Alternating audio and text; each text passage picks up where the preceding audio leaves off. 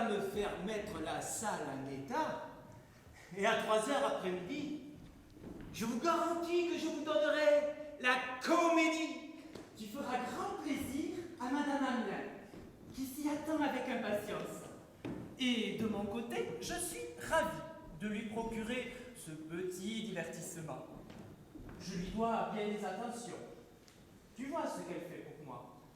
Je ne suis que son neveu et elle me donne tout son bien pour me marier avec Angélique, que j'aime et que j'aime. Pourrait-elle me traiter mieux quand je serai son fils?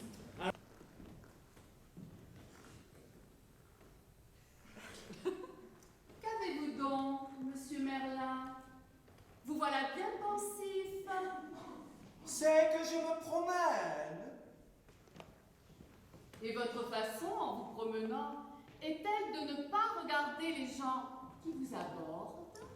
C'est que je suis distrait dans mes promenades. Qu'est-ce que c'est que ce langage-là?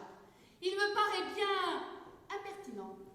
Doucement, Lisette, tu me dis des injures au commencement de la scène, par où la finiras-tu? On ne t'attend pas à des régularités. Je dis ce qui me vient. Continuons. Où en sommes-nous? Je traitais ton langage d'impertinent. Oh, tu es de méchante humeur. Passons notre chemin et ne nous parlons pas davantage.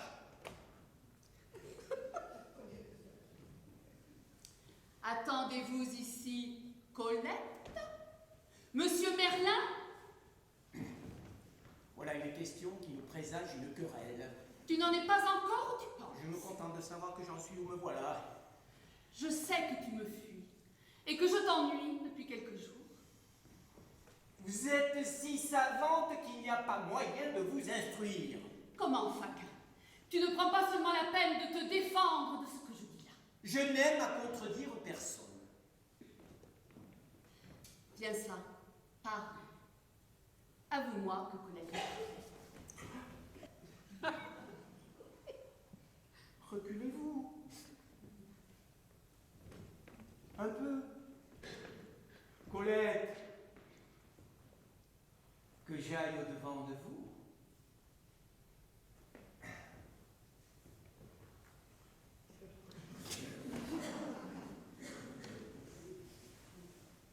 Bonjour, ma belle enfant.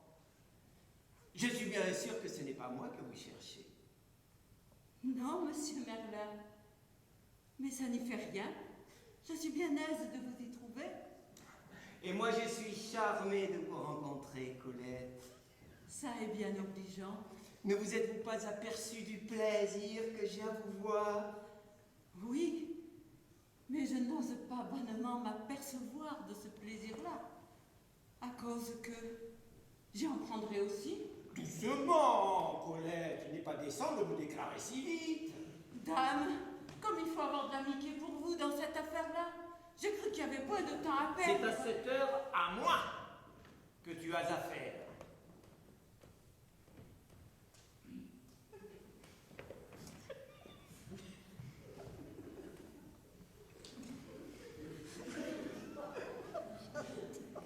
Tenez, monsieur Merlin, je ne saurais endurer que vous m'escamotiez ma maîtresse.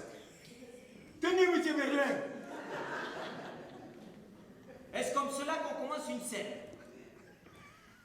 Dans mes instructions, je t'ai demandé de me demander quel était mon entretien avec Colette.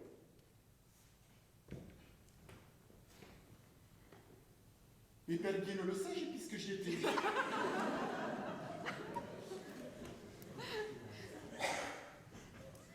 Souviens-toi donc que tu n'étais pas censé y être.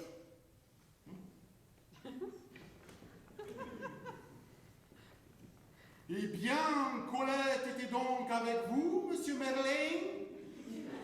Oui, nous ne faisions que de nous rencontrer. On dit pourtant que vous en êtes amoureux, monsieur Merlin. Et cela me chagrine, m'entendez-vous, car elle sera mon accordée de mardi en 8. Oh, sans vous interrompre, ça est remis de mardi en 15. D'ici à ce temps-là, je vais en venir. Cette erreur-là n'est ici d'aucune conséquence.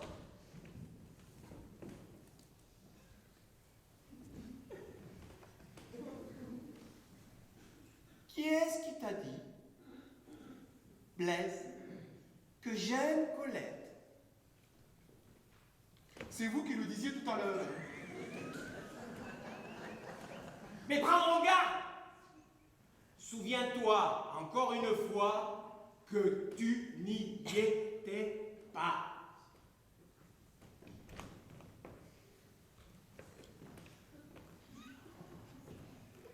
C'est donc mademoiselle Lisette qui me l'a appris. Je veux savoir ce que c'est.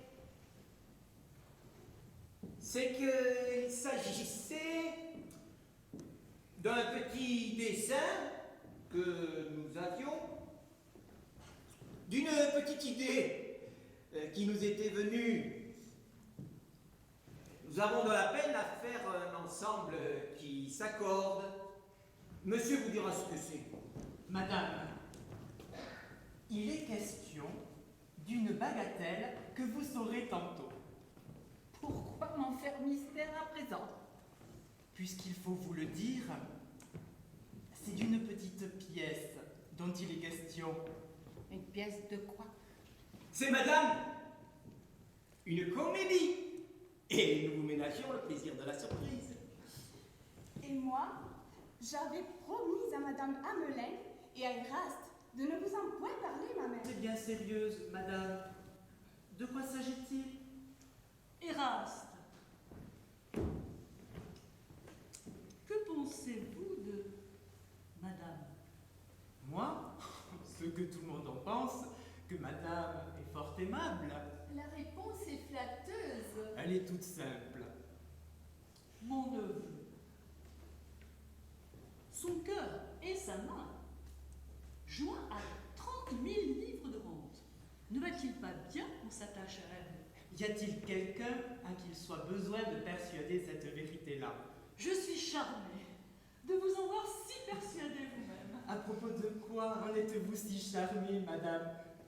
C'est que je trouve à propos de vous marier avec elle.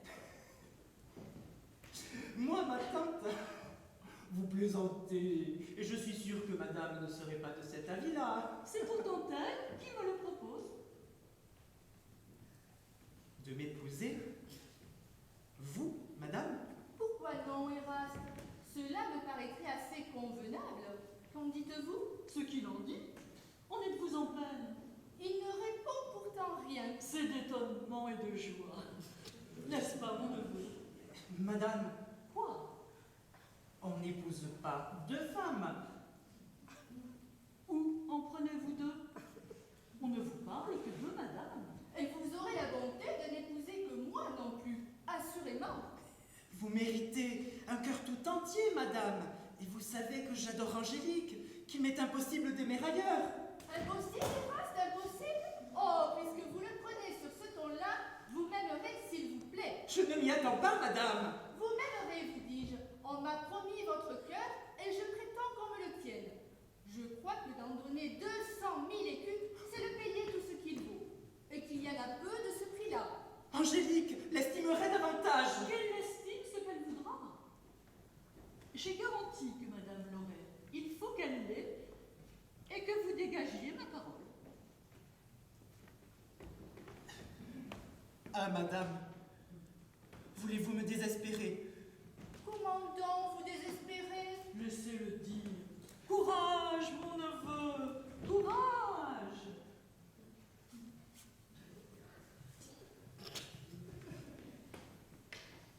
Juste ciel. Je viens vous chercher, madame, puisque vous ne venez pas. Mais que vois-je? Eraste soupire, ses yeux sont mouillés de larmes. Il paraît désolé. Que lui est-il donc arrivé? Rien que de fort heureux. Quand il sera raisonnable. Au reste, madame, j'allais vous avertir que nous sommes sur notre départ. Araminta, mon neveu et moi. N'auriez-vous rien à mander à Paris? Paris? Quoi? que vous y allez, madame. Donc,